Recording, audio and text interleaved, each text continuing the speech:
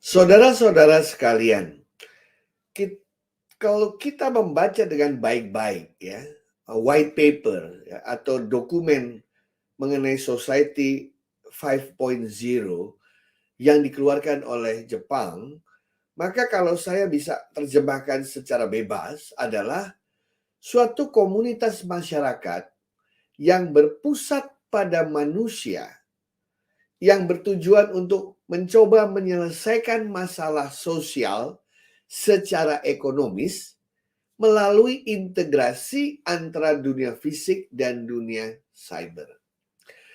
Nah, hal ini sangat penting untuk kita pahami karena banyak orang berpikir bahwa Jepang ini cuma gaya-gayaan aja.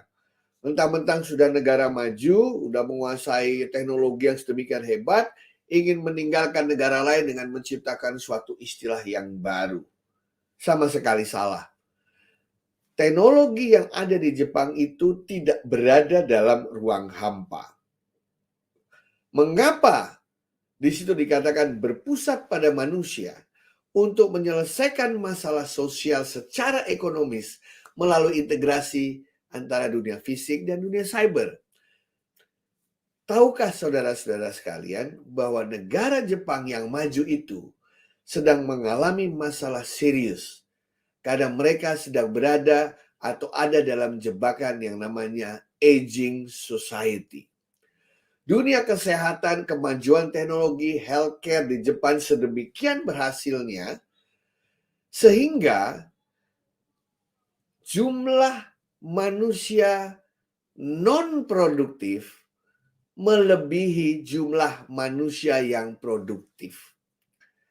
Kata kasarnya adalah semakin banyak orang-orang manula di Jepang, namun populasi orang-orang muda menjadi semakin sedikit. Apalagi orang Jepang sekarang banyak yang tidak suka punya anak atau cuma punya anak 1 atau 2 saja. Nah, artinya generasi yang tua masih ada, generasi yang muda sangat sedikit. This is the problem of aging society. Dia menghadapi masalah sosial. Siapa yang akan mengantarkan orang tua itu jika ingin ke rumah sakit? Siapa yang bisa menebus obat dan mengantarkannya itu ke rumah orang tua ini? Siapa yang bisa mengawasi kesehatan mereka? Kalau orang tua ini ingin berpergian pariwisata, naik apa? Hah? Tidak seperti di Indonesia, banyak Gojek, banyak supir taksi, banyak pengantar. Ya, sementara orang mudanya pasti sibuk berproduksi untuk memenuhi kebutuhan masyarakat Jepang secara keseluruhan. Maka disinilah keluar nanti kita lihat di belakang teknologi yang aneh-aneh, dalam arti kata mereka mencoba mengintegrasikan dunia fisik dengan dunia cyber. Misalnya, kan tidak mungkin ada perawat yang bisa menemani orang-orang sepuh itu di rumahnya masing-masing. Selain orangnya tidak ada, harganya pasti mahal sekali di sana.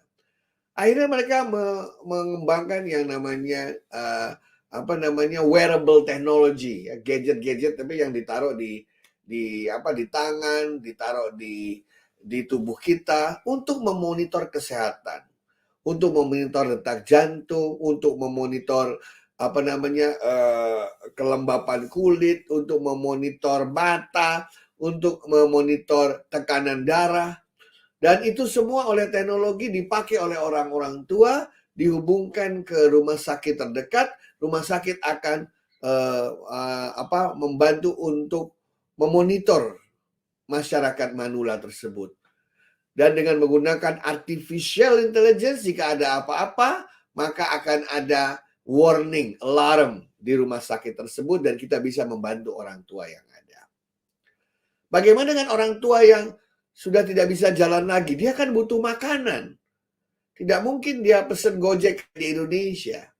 Mulailah mereka berpikir drone technology.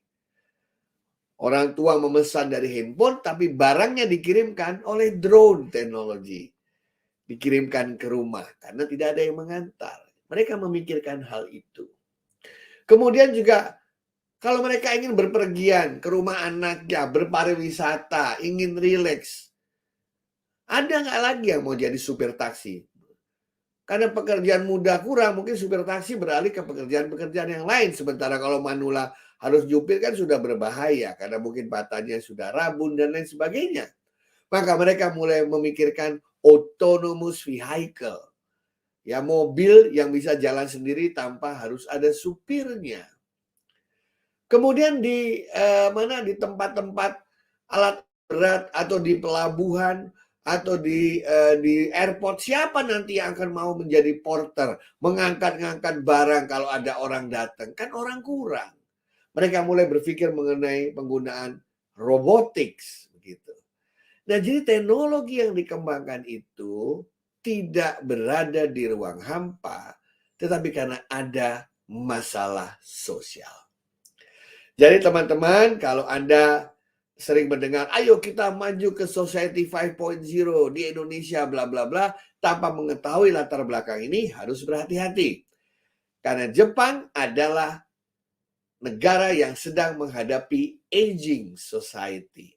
Sementara Indonesia justru terbalik, mendapatkan bonus demografi. Ketika orang mudanya, orang produktifnya lebih banyak daripada orang-orang tua atau manula. Berarti jenis teknologinya juga harus berbeda karena masalah sosialnya pun berbeda. Sekian dan terima kasih.